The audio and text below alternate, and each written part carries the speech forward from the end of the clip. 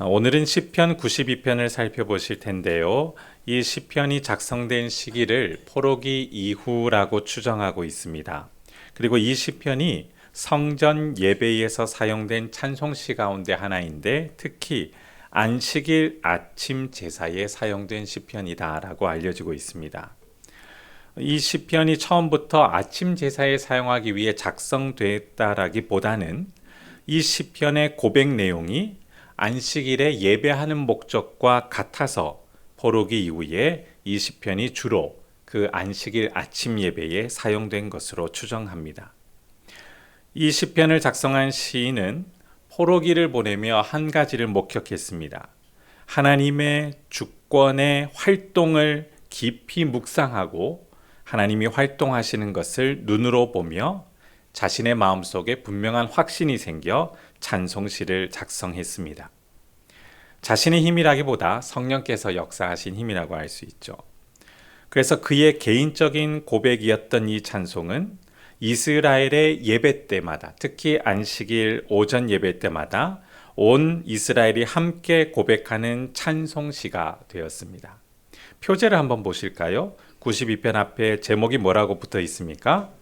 안식일에 찬송하는 시편이다. 그런데 정작 이 92편의 내용을 보면 안식일이라는 단어는 등장하지 않습니다. 그래서 이 표제를 통하여 안식일에 이 찬송을 불렀다는 것을 추정하게 됩니다. 앞서 말씀드린 대로 안식일의 목적과 연결되기에 이 시편이 사용되어졌는데요.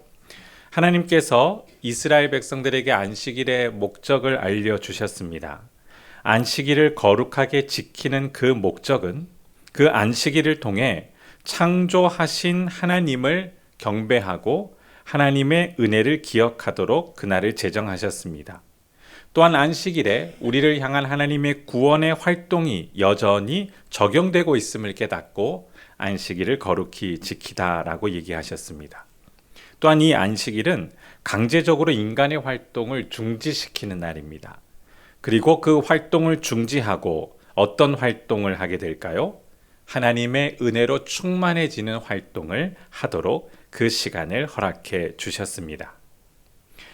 이렇게 시인은 92편의 내용을 통해 하나님이 하신 일들을 모든 이스라엘 앞에서 고백하고 있고 또 하나님의 생각과 하나님의 모든 역사하시는 그 하나님의 시각을 그가 배우게 되어 찬송시로 기록했습니다.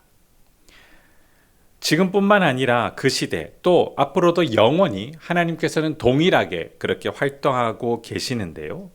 지금도 이런 여러 가지 이유는 우리의 예배 요소에도 활용이 되어집니다. 삼위일체 하나님이 하신 일을 우리는 함께 모여 예배하며 찬양합니다. 또 삼위일체 하나님의 생각에 우리 모두는 예배 시간 귀 기울이고 집중하게 되죠. 또한 삼위일체 하나님의 시선으로 우리의 인생을 바라보며 하나님이 하실 일들을 기대해 나가고 있습니다.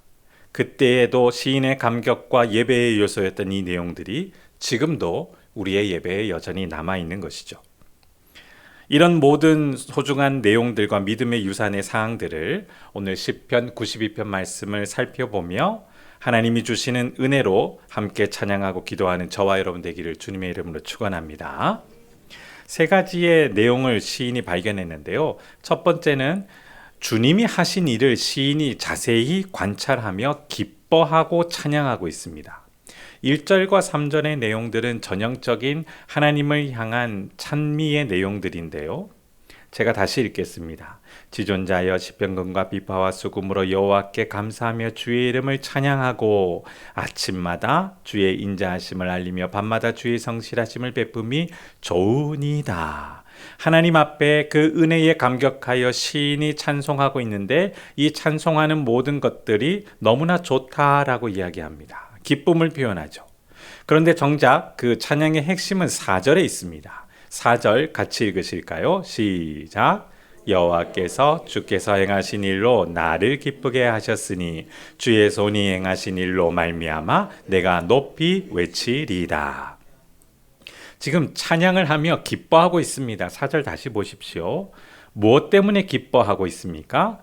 주께서 행하신 일을 관찰하고 그것 때문에 지금 시인이 기뻐하고 있습니다. 여기서 주님이 하시는 이 일은 크게 두 가지의 활동을 얘기하는데요. 창조의 활동과 구원의 활동입니다. 이 두 활동을 시인이 목격하고 포로기 이후의 그 시대에 하나님께서 여전히 이 활동을 하고 계심을 보며 기쁘게 찬양을 하는 것이죠. 이 구원 활동은 창조의 활동과 연결되어집니다. 하나님께서 원창조 이후 인간의 범죄와 타락 사건이 발생하고 나서 그냥 멈추신 것이 아니라 새 창조의 활동을 하셨는데 그 활동이 바로 구원의 활동입니다. 그래서 하나님의 창조 활동과 구원 활동은 다른 활동이 아니라 같은 창조의 활동이다라고 이해할 수 있는 것이죠. 시인은 지금 하나님께서 그 창조의 활동, 구원의 활동 하시는 것을 목격하며 기뻐하고 있습니다. 신기하지 않습니까? 어떻게 하나님의 활동이 사람의 정서에 기쁨을 형성시킬까요? 시인은 왜 그렇게 하나님의 창조 활동을 바라보며 기뻐하고 있을까요? 우리는 기쁨의 정서를 본능적으로 감각에 의존합니다. 물리적 감각에 기쁜 정서가 생길 수 있다라고 생각하죠. 물론 물리적인 감각은 사실적인 느낌입니다.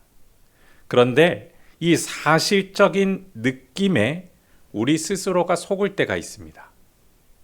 제가 한 가지 예를 들어보겠습니다. 갈증이 느껴지면 사람은 어떤 행동을 할까요? 다시 묻겠습니다. 피곤한 저녁이지만 분명하게 대답해 주십시오. 사람이 갈증을 느끼면 어떤 행동을 할까요? 다시 묻겠습니다. 사람이 목마르면 어떤 행동을 할까요? 그런데 현대인들은 물을 안 마시고 무엇을 마십니까? 여러 가지 음료수를 마십니다. 갈증을 느끼면 무엇을 마셔야 하죠? 그런데 왜 우리는 여러 가지 음료수를 마실까요? 맛을 자극하는 음료, 카페인과 탄산이 함유된 음료, 또 효율적으로 수분을 흡수시키기 위해 이온 음료를 마시는 분도 계십니다. 그냥 물만 드시면 안 될까요? 인간의 감각은 자극을 받게 되면 더 큰 자극을 요구합니다. 충족이 안 된다라고 생각을 하죠. 다시 묻습니다. 갈증이 느끼면 무엇을 마셔야 될까요? 그래야 충족이 됩니다. 그런데 물이 아니라 다른 음료를 마셔도 우리는 갈증을 해결할 수 있다라고 스스로 자신의 느낌에 속습니다. 목이 마르면 물을 드십시오. 그리고 음료는 기분 전환으로 드시기 바랍니다. 근데 물을 마시지 않으면 계속 갈증이 해결되지 않게 되는 것이죠. 시인이 왜 하나님의 창조 활동을 바라보며 기뻐했는지 아십니까? 하나님을 영화롭게 하고 영원토록 하나님을 기뻐하는 존재로 사람이 창조된 그 목적 때문에 이런 현상이 나타났습니다. 우리는 하나님이 하시는 창조 활동과 구원 활동을 보면 기뻐하는 존재로 태어났습니다. 믿으십니까? 그것을 기뻐하는 게 원래 우리 존재들이라는 것이죠. 갈증을 느낄 때 물을 찾는 본능처럼 하나님의 창조 활동을 바라보며 기뻐하는 존재가 바로 성도라는 것입니다. 은혜의 정서가 우리에게 담겨 있죠. 그런데 저도 어릴 때 그랬지만 예배드리며 기쁨의 정서를 크게 느끼지 못한 경우가 참 많았습니다. 하나님이 하신 일들을 성경을 통해 듣고 배워 열심히 예배를 드렸지만 엄청나게 기쁨의 감격으로 예배를 드린 경험은 별로 없습니다. 친구들을 만나고 노는 게 재밌어서, 또 부모님은 교회 출석하는 것에 대해 잔소리를 하지 않으셨기에, 오히려 권장하셨기에 그냥 교회 다니는 것이 그냥 재밌었습니다. 친구들과 함께 하는 것이 재밌었죠. 예배드리는 기쁨의 정서를 충분하게 느끼지 못했습니다. 저만 그런가요? 한번 질문 드리겠습니다. 예배드리며 기쁨의 정서를 충만하게 느끼십니까? 보십시오. 대답이 주저되지 않습니까? 만약 오늘 성령께서 부어주시는 충만한 기쁨이 넘친다면 기도회 1시간 해도 되겠죠? 아, 네. 어휴, 네. 제가 다 놀랬습니다. 감사합니다. 제가 어릴 때 예배의 감격과 기쁨을 충만하게 못 느낀 이유를 오늘 말씀을 통해 발견했습니다. 하나님의 생각을 이해하고 하나님의 시선에서 바라보는 것을 하지 못했고 또 그것을 하지 않았기 때문에 기쁨을 충만하게 느끼지 못했던 것입니다.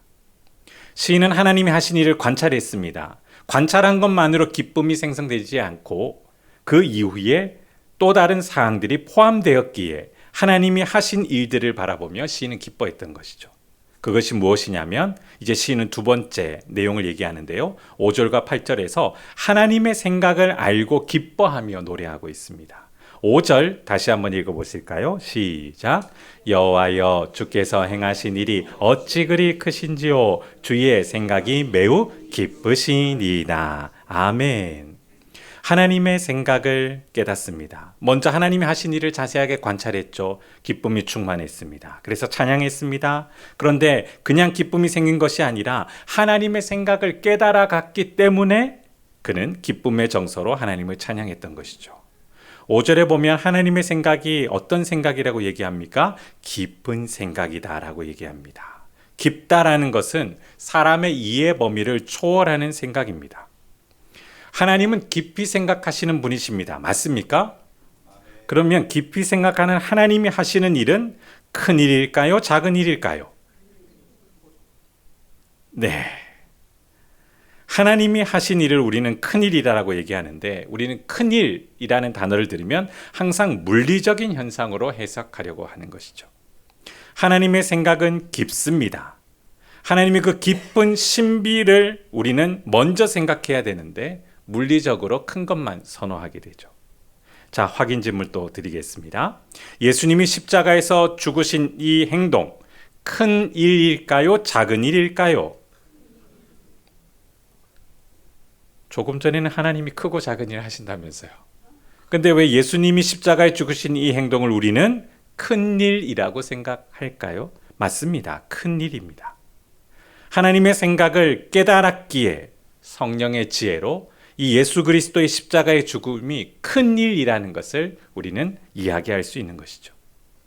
하나님의 구속 역사에서 예수님의 이 행동 때문에 정말 엄청난 일이 일어났었던 것이죠. 그런데 당시는 어땠는지 아십니까? 로마 사회에서 예수님의 죽음은 죄송하지만 하나의 해프닝이었습니다. 사람들의 흥미거리가 되는 이야기 중에 하나였습니다. 로마 제국의 위협거리가 될 뻔했던, 그러나 결국 죽으며 큰 위협이 해결돼 버린 그냥 작은 해프닝이었습니다. 예수님의 이 죽음은 유대인들에게도 마찬가지였습니다. 큰 일로 여겨지지 않았습니다. 처음에는 예수님의 등장은 큰 기대감이었습니다. 하지만 바라는 메시아가 아니었기에 오히려 자신들의 신앙심과 이익과 여러 가지 이해관계에 대하여 불편해졌기에 예수님을 제거해버렸죠. 그리고 그 일을 큰 일로 여기지 않았습니다. 하지만 우리는 예수님의 십자가 죽음을 큰 일로 여깁니다. 하나님의 구속의 활동이며 또한 새 창조의 활동이기 때문에 그렇습니다. 6절을 보시면 하나님의 생각을 이해하지 못하는 사람들의 특징이 나타납니다. 6절 함께 읽으실까요? 시작. 어리석은 자도 알지 못하며 무지하는 자도 이를 깨닫지 못하나이다. 깨닫지 못하는 것. 그런 사람들을 무지하고 어리석은 존재라고 성경이 이야기하고 있죠. 하나님으로 인한 기쁨의 정서를 느끼지 못하는 많은 사람들이 있습니다. 이런 사람들의 특징은 자신의 감각을 자극시키는 감정에만 즐거움을 느끼게 됩니다. 반면 성도는 하나님이 하시는 일을 자세히 관찰하면 관찰할수록 하나님의 생각을 깨닫는 은혜가 작용하고 적용이 됩니다. 그럴 때 성도에게는 설명할 수 없는 보람된 가치가 느껴지고 기쁨이 여겨지는 것이죠. 힘들어도 우리가 이 믿음의 삶을 이어가는 것이 바로 그 이유입니다. 힘들고 귀찮아도 신앙생활 계속 하시겠습니까? 왜 하십니까? 힘드신데요. 세상이 줄 수 없는 하나님께서 주시는 기쁨이 있기 때문임을 믿습니다. 그래서 그 일을 하는 거예요. 그런데 이 기쁨의 정서는 모든 상황과 계획이 다 이해되는 것과 별개의 현상입니다. 우리는 하나님의 뜻을 다 이해하지 못합니다. 그러나 수용합니다. 이해해서 수용하는 것이 아니라 이해되지 않아도 수용하게 됩니다. 이 수용성에 대해 맹신과 구별하게 되죠. 묻지도 않고 따지지도 않고 믿는 것이 아닙니다. 우리는 이 계획과 상황이 이해되지 않지만 그 일을 진행해 가시는 하나님을 신뢰합니다. 믿으십니까? 그래서 수용하게 되는 것이죠. 8절 보십시오. 시인이 이렇게 고백합니다. 함께 읽겠습니다. 시작. 여호와여 주는 영원토록 지존하시니이다. 지존하시다라는 것은 가장 높은 분이라는 의미이며 여기에 이 지존하시는 분 앞에 어떤 단어가 붙어 있습니까? 영원토록 지존하시는 분. 제한받지 않는 완전함과 가장 높은 분이시다라는 것을 시인이 고백하고 있죠. 이 세상에 어떤 것도 하나님을 제한할 수 있는 것은 없습니다. 그래서 완전하시고 불의가 없으시기에 가장 높으신 분입니다. 그 하나님의 계획은 우리가 다 이해되지 않아도 선하고 또 우리를 이롭게 하는 줄 믿습니다. 그래서 이것을 깨닫게 되고 기쁨의 정서가 생기면 우리도 모르게 이렇게 기도하게 되죠. 뜻이 하늘에서 이루어진 것 같이 어디서도 이루어지길 바랄까요? 땅에서도 이루어지이다. 이 내용은 주님의 뜻과 생각을 수용하게 된 기쁨의 작용의 행동입니다. 이제 시인은 자신의 기쁨을 또 한 가지 이야기하고 있는데요. 9절과 15절의 내용은 주님의 시선으로 모든 것을 바라보게 된 상황을 기뻐하며 찬양합니다. 11절 읽어보실까요? 함께 읽겠습니다. 시작. 내 눈으로 보며 일어나 나를 치는 행악자들이 보응받는 것을 내 귀로 들었도다. 여기 보면 자기의 눈으로 무언가를 보고 있는데 악인들이 보응받는 것을 보게 되었다라고 얘기합니다. 12절 한 번 더 읽어보실까요? 시작. 의인은 종려나무같이 번성하며 레바논의 백향목같이 성장하리로다. 또 시인은 보고 있는데요. 의인의 삶을 보며 자기 눈으로 보며 종려나무같이 번성하고 레바논의 백향목같이 잘 성장하는 현상과 같이 그의 관찰된 내용을 묘사하고 있습니다. 그런데 이 내용은 직접 목격한 것이 아닙니다. 하나님의 시선으로 구속 역사의 방향성을 바라보는 현상입니다. 시인은 지금 포로기 후기를 보고 살고 있는데요. 이 시대의 이스라엘은 완전한 독립을 하지 못했습니다. 여전히 이스라엘은 주변의 강대국들에게 영향을 받고 있습니다. 그래서 보면 완전한 독립도 이루어지지 않은 상태에 시인은 하나님의 백성들의 번성을 노래합니다. 그리고 여전히 강성한 그 악인들의 번성을 또다시 노래하고 바라보며 하나를 예언하고 있는데요. 그 번성이 결국 어떻게 될 것입니까? 망하게 되는 것을 보게 됩니다. 13절 보십시오. 여호와의 집에 심겨 있는 그 의인들의 삶은 어떻게 될 것이라고 예언하고 있습니까? 번성하리로다. 번성하게 된다. 시인은 더 이상 이 나라의 흥망성쇠에 대한 궁금증보다 하나님 나라의 성취와 완성에 관심이 집중되고 있습니다. 창조주 하나님의 활동, 구원자 하나님의 활동, 이스라엘의 역사의 진행 속에서 나타나는 것을 확신하고 기뻐하고 있는 것이죠. 지금도 이런 은혜는 여전히 우리에게도 적용되는데요. 예수 그리스도의 십자가의 보혈은 모든 성도에게 새로운 정서와 새로운 시각을 갖게 합니다. 이 하나님의 활동을 보면 볼수록 우리는 깊은 하나님의 생각을 어느 정도 깨닫게 되며 하나님의 시각으로 우리의 인생을 바라보게 되죠. 그래서 하나님의 시각으로 인생을 바라보는 사람들에게 나타나는 현상은 번영입니다. 목사님, 이거는 잘못된 번영신학 아닙니까? 잘못된 내용을 이야기하는 것이 아니라 하나님의 시각으로 우리가 번영을 어떻게 해석해야 될지 다시 설명드리겠습니다. 7절 다시 한번 보실까요? 함께 읽겠습니다. 시작. 악인들은 불같이 자라고 악을 행하는 자들은 다 흥왕할지라도 영원히 멸망하리이다. 악인들의 번성은 매우 빠른 속도로 진행됩니다. 시인은 이 현상을 그 당시에 팔레스틴 지역에 그 광야에 비가 내린 이후 풀들이 순간적으로 싹을 틔우며 발아하는 현상으로 설명하고 있습니다. 메마른 땅인데 수분이 공급되면 어디서 숨어 있었던지 그 모든 새싹들이 발아하며 돋아납니다. 빠른 확산이죠. 악인들의 번성은 이렇게 빠릅니다. 서슴없이 행동하기 때문에 매우 빠릅니다. 거침이 없습니다. 자신의 이익 추구를 위해 다른 사람의 생명에 관심이 없어 매우 빨리 번성할 수 있습니다.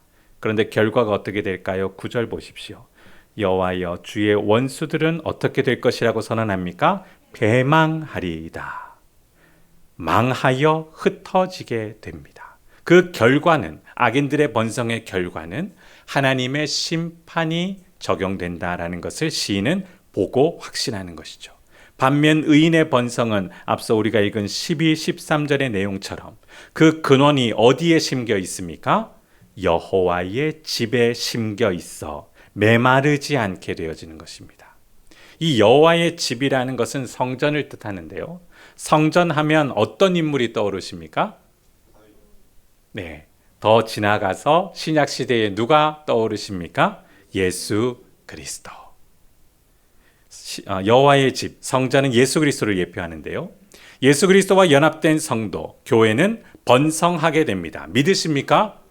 근데 이 번성을 물리적인 번성이라고 이야기하면 오해가 생깁니다. 그럴 수도 있고 안 그럴 수도 있는 것입니다.